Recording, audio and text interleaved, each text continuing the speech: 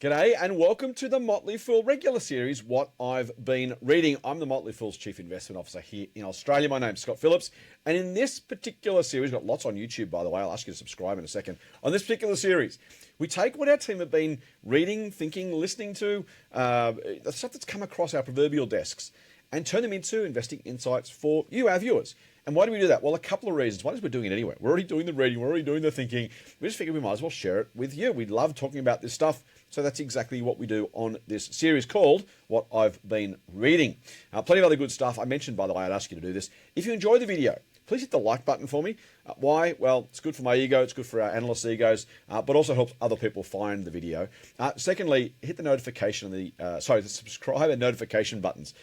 If you're enjoying it, I assume you want more. If you want more, that's the best way to find it. We know YouTube has lots and lots of great content, and by the way, some vortexes you can fall down if you're not careful.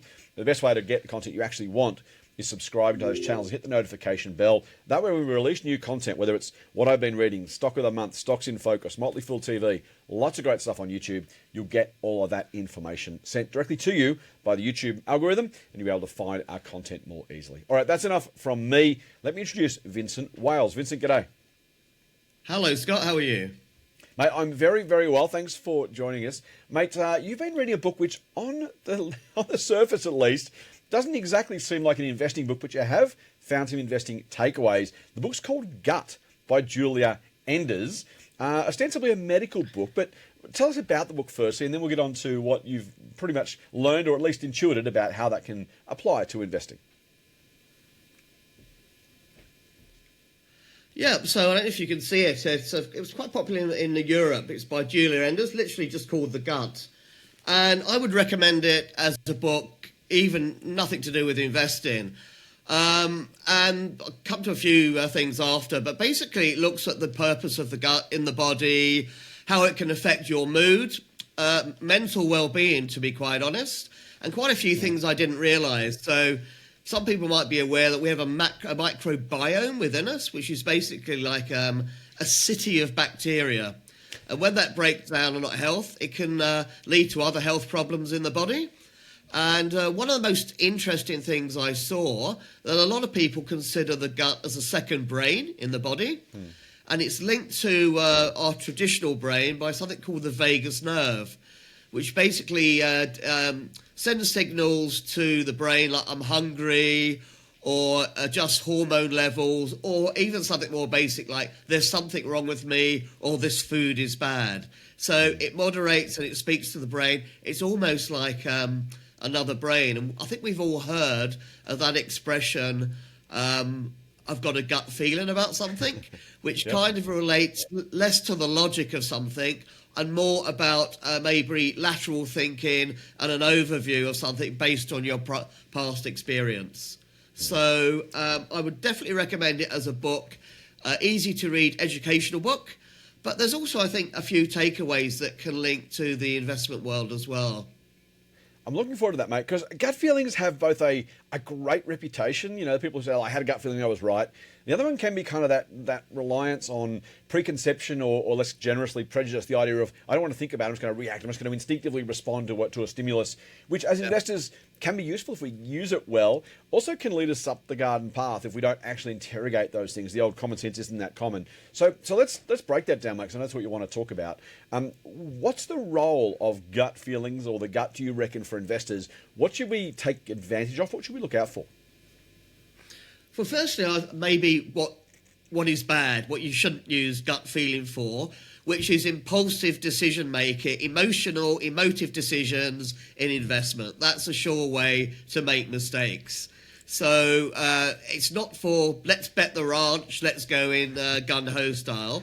Yep. I think what it is useful for is if something, if it's still a rational point of view, but maybe it's not instantaneously comes to mind or logical, it's something doesn't feel right. It's maybe a time to go away and think about something. We've all heard that expression, I'm going to sleep on this.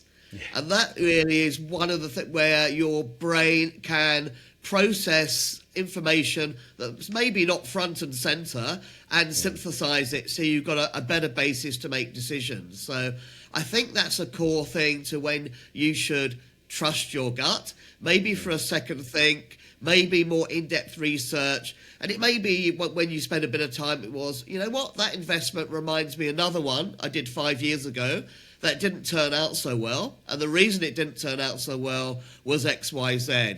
So that's not really logic so much. That's more associative stuff, but that can still be very important in investing. And also for keeping your emotions in check. Know what your biases are. Know what you kind of tend to do without thinking so much sometimes of that. So I think that's the core basis for what we kind of call generically gut thinking or gut instinct. I like that, mate. Trust but verify is the phrase that kind of comes up. The idea of, listen to your body, listen to yourself, listen to your instincts, but then take the time to. I love sleep on it too. There's so much research about the way the brain takes information learned during your day and kind of consolidates it overnight, so you're ready to go the next day. There's a lot of benefit in that. Sounds like great. But I'm going to throw up my reading list, mate. The medical stuff is fascinating. Just learning about what we know about science is incredible. But also, as you say, the ability to kind of take that idea, recognize. Here's the other thing: recognizing that is real, right? The idea of the second brain. You've kind of got to internalize. No pun intended. You've got to kind of internalize that idea. And then think about, as you say, the biases, how it impacts our decision making, and how we can both harness it, but also be careful that we're not taken away by it. Those biases, the sort of self-reflection, the self-awareness is super, super valuable, right? Absolutely. Investing is part IQ, but it's part EQ as well. It's knowing when to you've got to keep your emotions in check, but know when it's a time to research something a bit more as well. So sometimes the logic stuff can be easy to do or relatively easy to do. It's keeping that emotive side in check that sometimes I think can be a bit more difficult. Love it, mate. Really, really great. I look forward to reading the book. There you go, Phil. A general book recommendation about something way outside investing, but also recognizing there are investing lessons to be learned. That's what we do here at What I've Been Reading. Sometimes they're deep research papers. Sometimes they're seemingly tangential books, but actually do have an investing lesson and some lessons to live by when it comes to making our better decisions, hopefully. All right, thanks for watching. Thanks for being part of What I've Been Reading. We're back here next week at the same time. As I said, though, lots more good stuff coming up between now and then, so do like, subscribe, and hit that notification bell. Until we talk again, thanks for watching, and Fool on.